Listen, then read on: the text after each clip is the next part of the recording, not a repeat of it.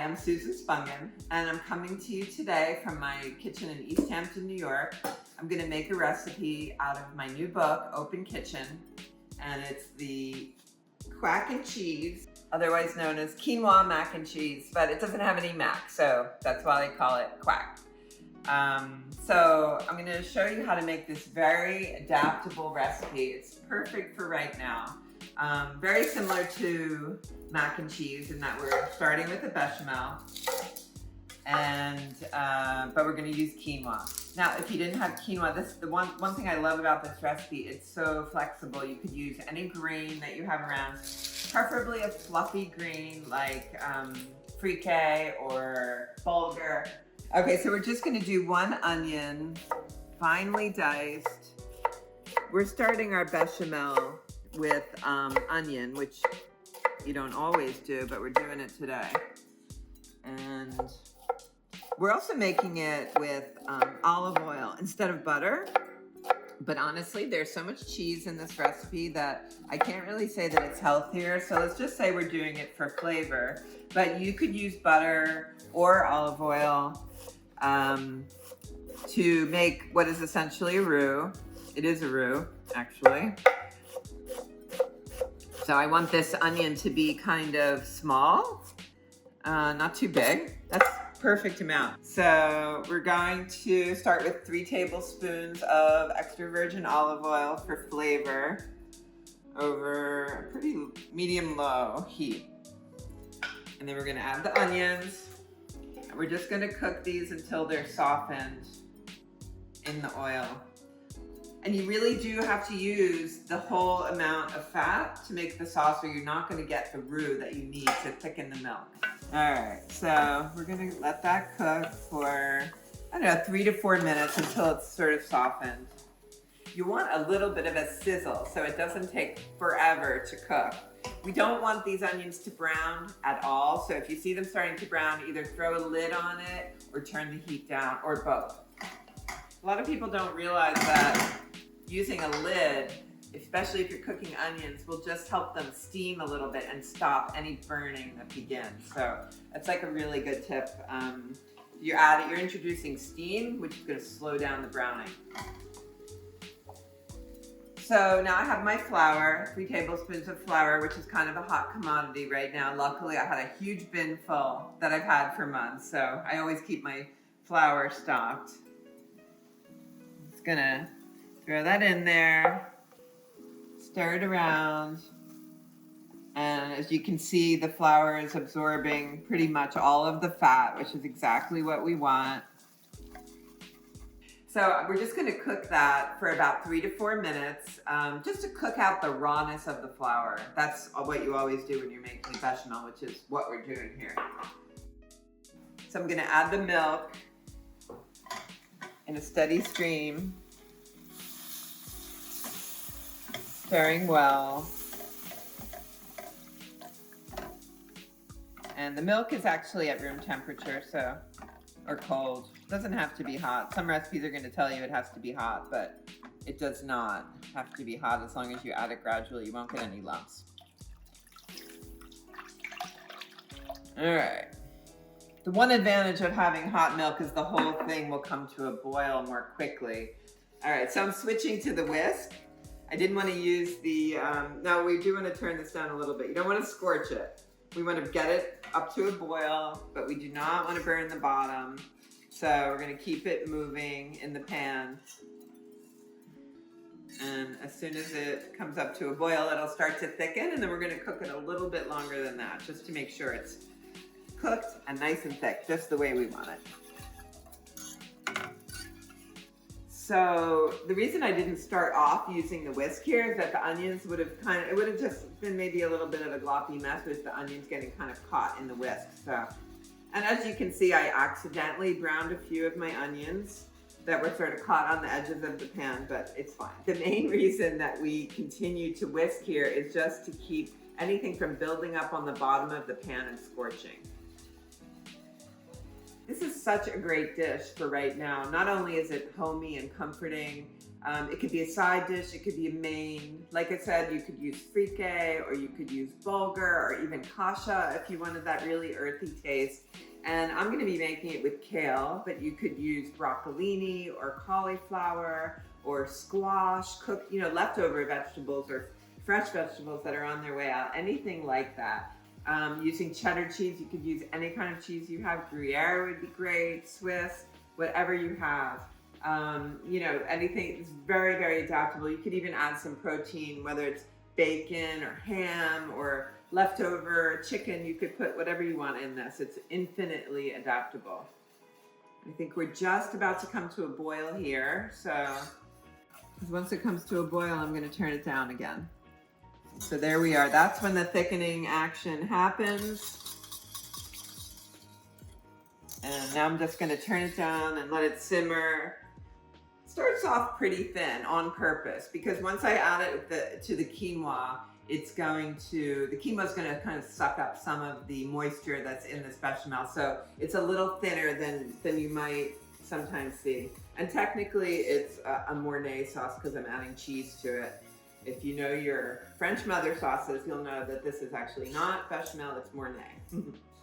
Still simmering. We're gonna let that go for a few minutes, and now I'm gonna switch to stirring occasionally, and I'm gonna chop up my kale a little bit. I don't really need to, but just so it fits better in the pan, I'm gonna chop it up a little.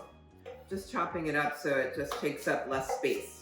Because we're not pre-cooking it, we're just gonna fold it right into the quinoa. So we don't want it to be too huge. All right, I'm going back to my wooden spoon now. As you can see, it's thickening, but it's gonna get even thicker over the next few minutes. And now is as good a time as any to season it. One of the really tasty additions to this recipe is mustard powder.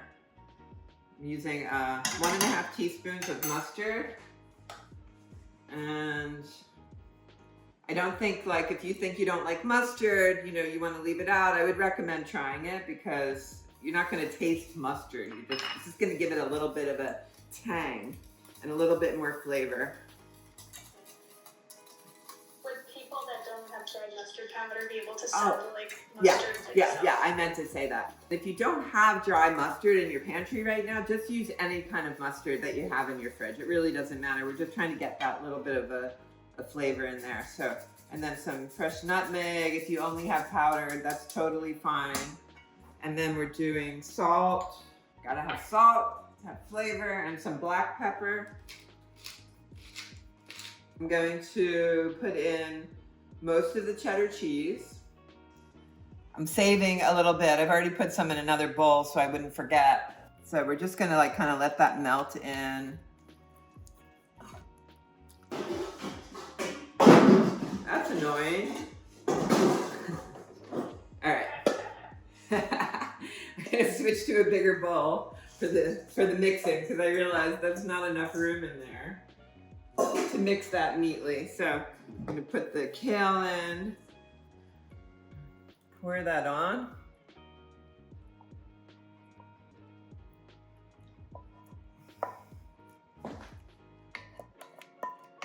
Makes a really, really good side dish for anything or a vegetarian main dish.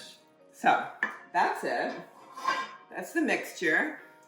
I always put my butter in the dish, if I think of it, before I start cooking something because by the time I get to it, I can just easily smush it around with a brush. And you could use olive oil here, but I like using butter. It's not really because it's gonna stick to the pan. It's to make the edges get all crispy and crunchy and delicious.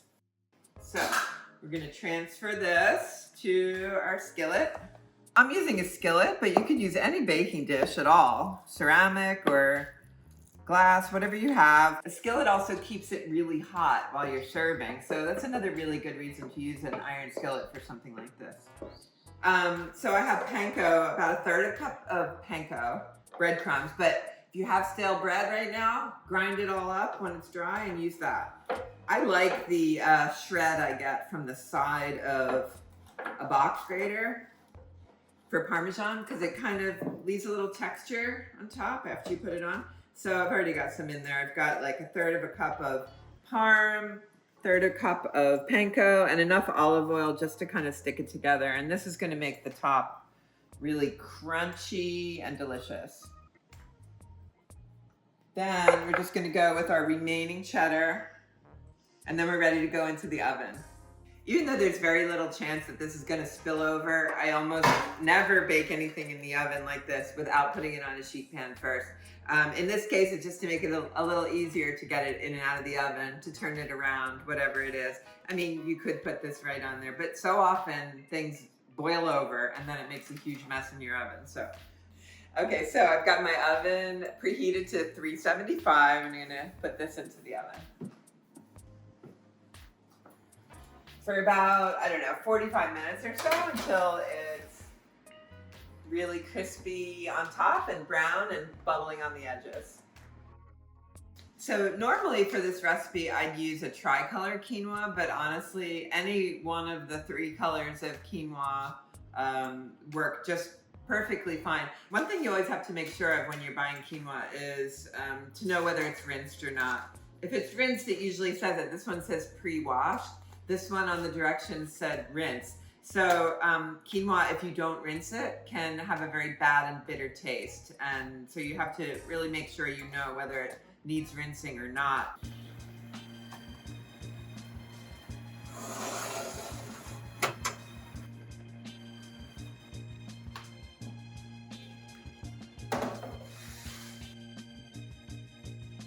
So now I'm going to serve some of this up, and I forgot to mention it's also really good as a snack, which we're going to have right now.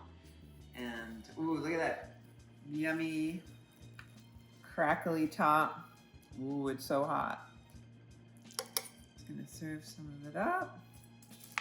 Oh, yum. It's sort of made like frico on the top. Oof.